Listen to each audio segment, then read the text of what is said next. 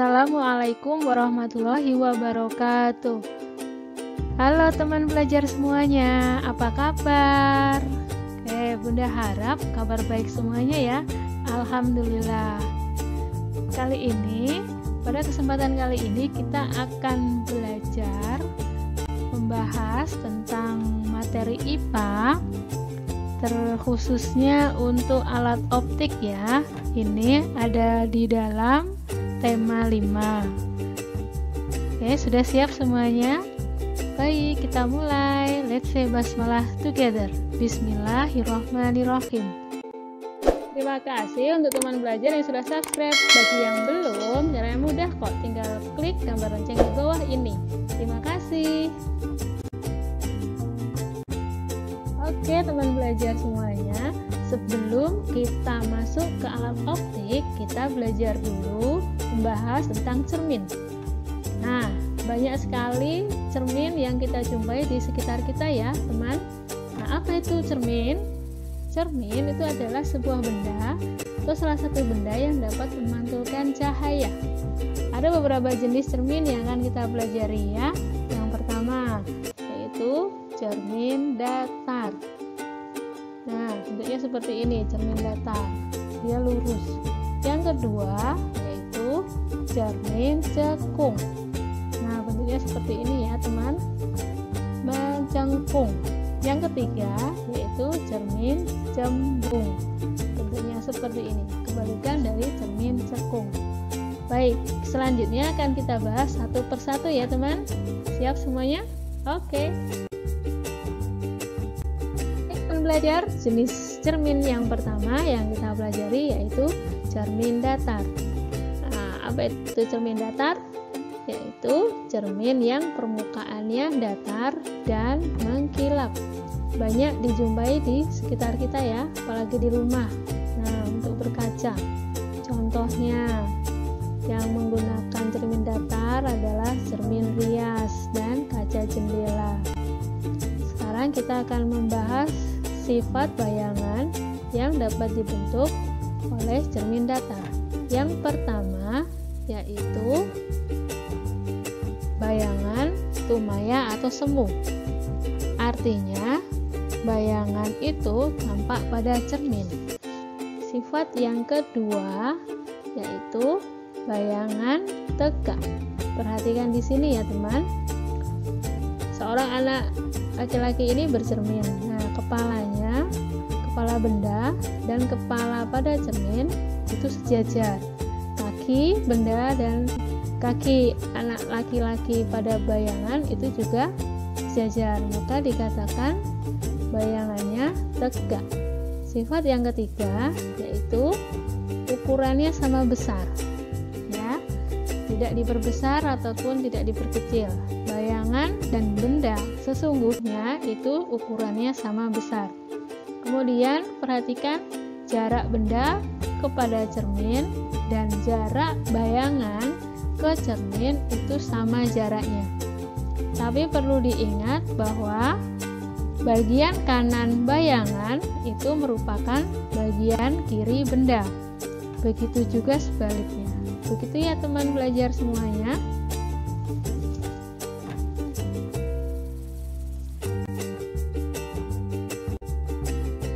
Selanjutnya yaitu jenis cermin yang kedua yaitu cermin cembung. Ya, cermin cembung itu adalah cermin yang permukaannya melengkung keluar. Ya, contoh alat yang menggunakan cermin cembung adalah kaca spion. Bisa kita jumpai spion motor ataupun spion mobil. Kemudian ada cermin pada persimpangan jalan ya, ada di sekitar kita juga. Kemudian selanjutnya sifat bayangan yang dibentuk oleh cermin cembung. Yang pertama semu ya, bayangannya tampak pada cermin, semu atau maya. Sifat yang kedua dari cermin cembung, bayangannya itu lebih kecil daripada benda aslinya ya. Itu makanya disebut bayangannya diperkecil. Nah, contohnya tuh pada pada cermin persimpangan jalan itu ya, itu mobilnya lebih besar daripada bayangan bendanya. Sifat yang ketiga cermin cembung, yaitu bayangannya tegak ya.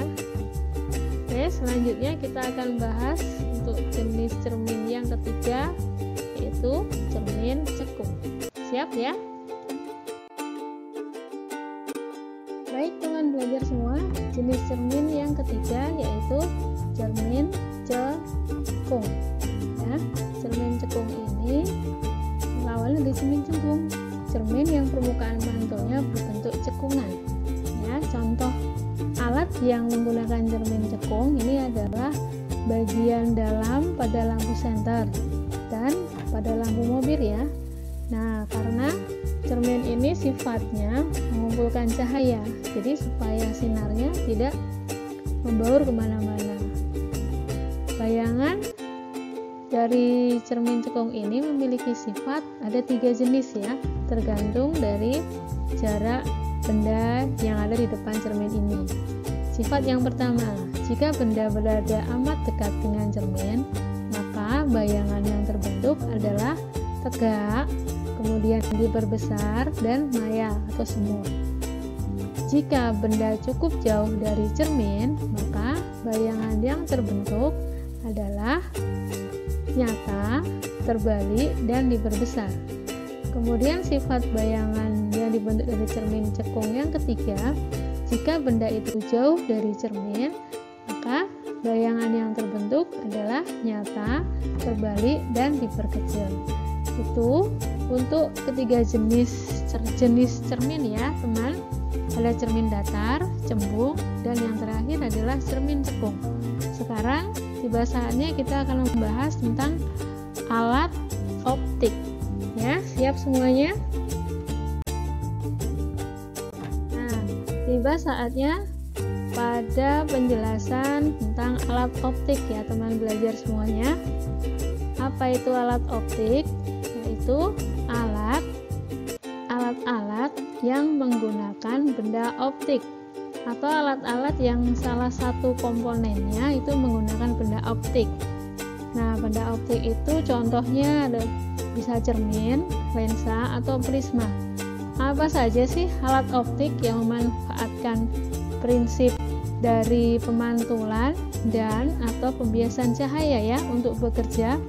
Nah, di sini ada beberapa alat optik yang menggunakan benda-benda optik tersebut. Yang pertama, ini gambar apa coba? Iya, itu adalah loop ya. Kemudian alat yang kedua, nah di pojok kanan atas ada gambar apa? Iya, itu periskop. Selanjutnya ada gambar apa ini yang sering kita pakai? Itu adalah kacamata. Kemudian ada alat selanjutnya yang di bawah untuk cekrek-cekrek, namanya kamera ya. Kemudian yang terakhir ada alat yang bentuknya panjang disebut teleskop atau teropong ya teman belajar semua. Nah, dari beberapa alat optik ini di dalamnya terdapat komponen yang menggunakan benda optik, entah itu cermin, bisa juga menggunakan lensa. Nah, itu semua adalah benda optik ya teman belajar semuanya. Selanjutnya kita akan bahas satu persatu dari beberapa alat ini. Oke, siap ya? Baik teman belajar semuanya, alat optik yang pertama yang kita bahas adalah loop. Nah, sering kita jumpai loop ini dipakai untuk main detektif ya, untuk memperbesar bayangan benda, atau juga biasanya dipakai orang yang berprofesi servis arloji atau jam. Itu kan bendanya kecil-kecil, maka diperlukan alat pembesar supaya terlihat lebih jelas. Nah, ini alat ini berfungsi untuk memperbesar bayangan benda ya. Kemudian benda optik yang digunakan itu adalah lensa cembung ya, lensa cembung. Nah, orang yang pertama kali menemukan alat ini atau loop ini adalah seorang cendekiawan muslim yang bernama Abu Ali Al-Hasan bin Al-Hayatim atau biasa dipanggil dengan Al-Hazan. Beliau seorang cendekiawan muslim. Nah, selanjutnya kita bahas untuk alat optik selanjutnya. Next, alat optik selanjutnya yaitu adalah periskop ya. Periskop itu adalah alat optik sejenis teropong yang arah pandangnya dapat dibelokkan sehingga objek atau benda yang kita lihat tidak harus berada di depan mata kita. Nah, biasanya periskop ini digunakan pada kapal selam ya, untuk mengamati keadaan di permukaan laut dari kapal selam. Nah, jadi fungsi dari periskop ini yaitu untuk melihat dan mengamati keadaan di permukaan laut. Ya, cara kerja periskop ini adalah bayangan yang terbentuk pada cermin pertama dipantulkan ke cermin kedua. Nah, dari cermin kedua ini pengamat dapat mengamati bendanya ya. Nah, seperti itu. Benda optik yang digunakan pada periskop sederhana yaitu 2 buah cermin datar. Itu untuk penjelasan periskop. Selanjutnya alat optik yang ketiga adalah kacamata.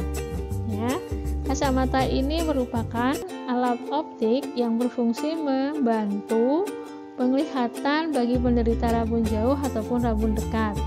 Ya, itu yang asli. Tapi saat ini sudah banyak kita jumpai kacamata untuk bergaya.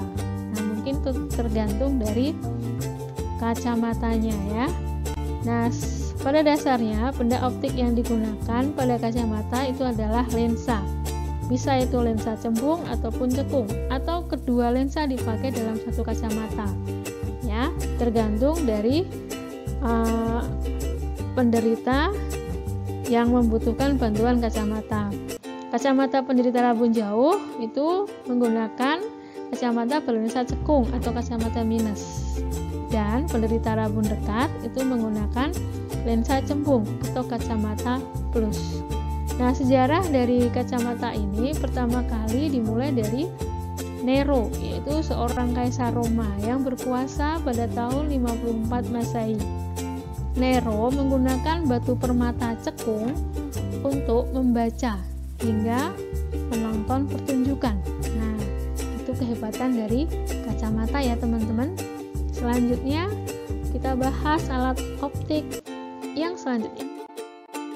Next, alat optik selanjutnya adalah kamera.